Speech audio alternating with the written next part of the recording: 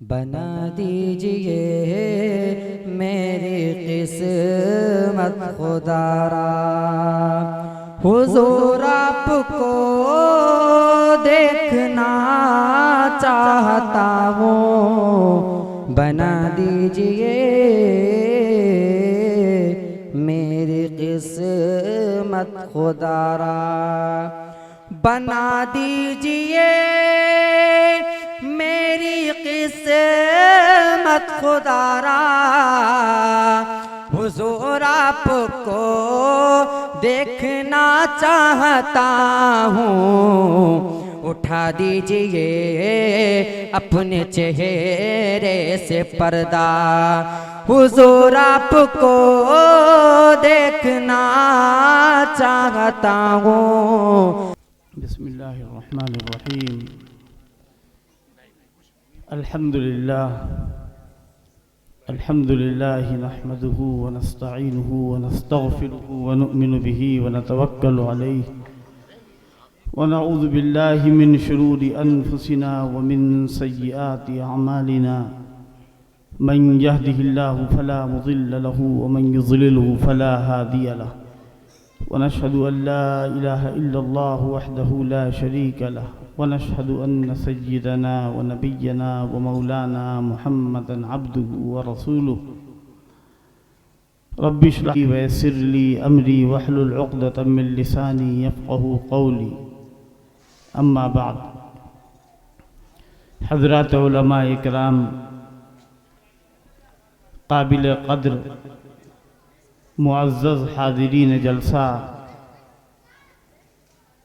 اور میرے عزیز محترم طلبہ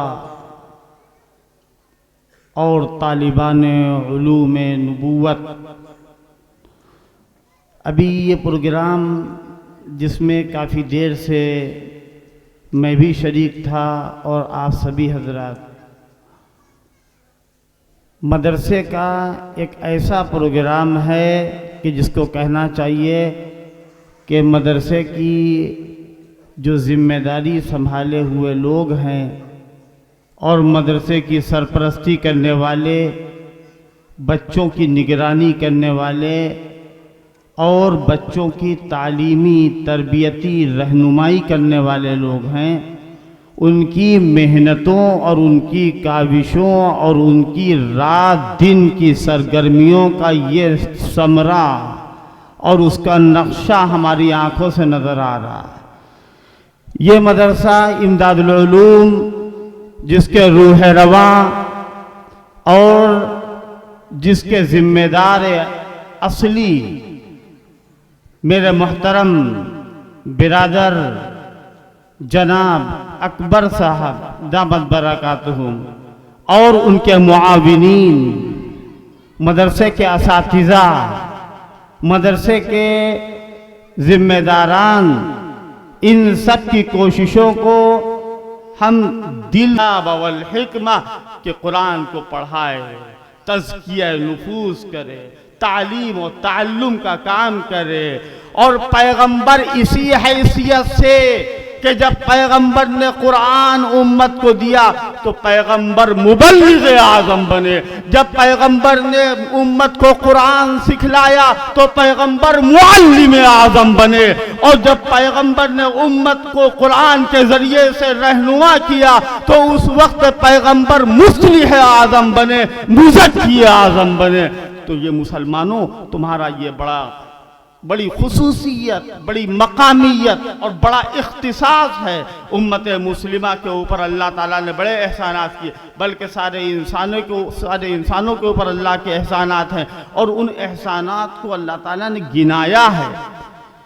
لیکن جہاں سارے اللہ کے احسانات ہیں، ان میں سب سے بڑا اگر کوئی احسان ہے تو قرآن کا احسان ہے۔ سورہ رحمان پڑھیے، الرحمن علم القرآن خلق الانسان علمہ البیان، انسان کو اس نے پیدا کیا، انسان کو اس نے اعضاء و جوارح دیے، انسان کو اس نے قوت گویائی عطا کی، لیکن یہ سب چیزیں بعد میں ہیں۔